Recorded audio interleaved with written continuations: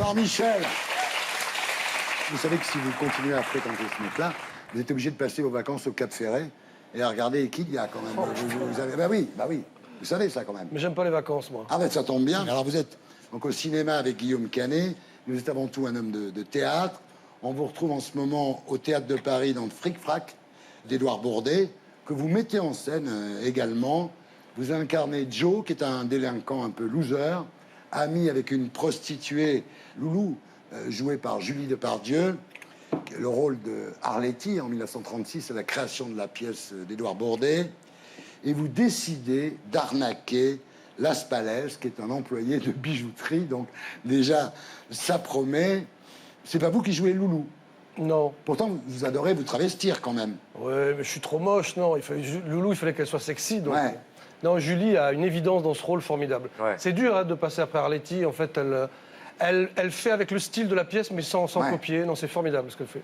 En vous regardant femme, quand même. Magnéto, Serge. Merci. Non. Ce que vous me donnez est immense. C'est la quête de toute une vie. Et à travers moi, c'est la grande famille du théâtre que vous honorez. Et je voudrais bien sûr remercier Madeleine Sologne.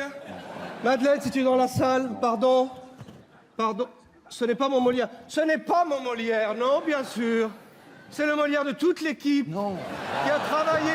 Avant de toucher le fond, je descends à reculons, sans trop savoir ce qui se passait dans le fond. Quelqu'un m'a dit quand tu m'aimes encore. C'est quelqu'un qui m'a dit que tu m'aimes encore.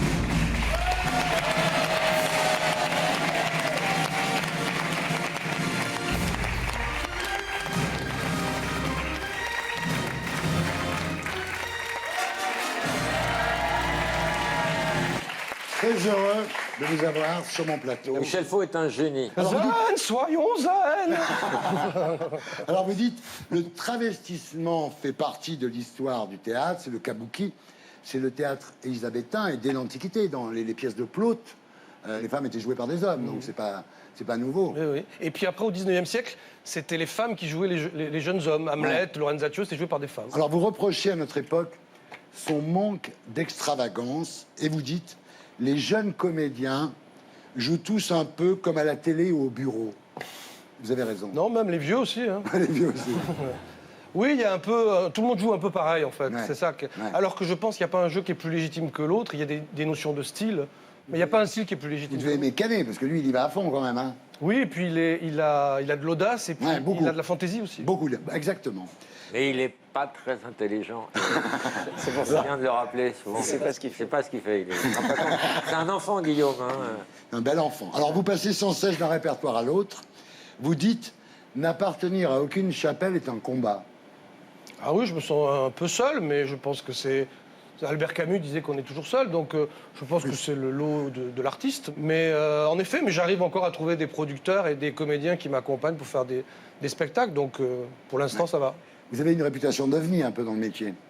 Ah oui, il y a des gens qui me supportent pas, oui, mais comme disait Sacha Guitry, être aimé par tout le monde, c'est être aimé par n'importe qui, donc j'ai pas envie d'être aimé par très n'importe bonne qui. phrase. Alors, il pourrait faire les grosses têtes. Ah oui. Le ça aux grosses têtes, c'est gagnant. Hein. Il pourrait tout faire. Ouais, il peut tout faire. Vous dites, je suis génie. dadaïste, je suis contre le goût du jour.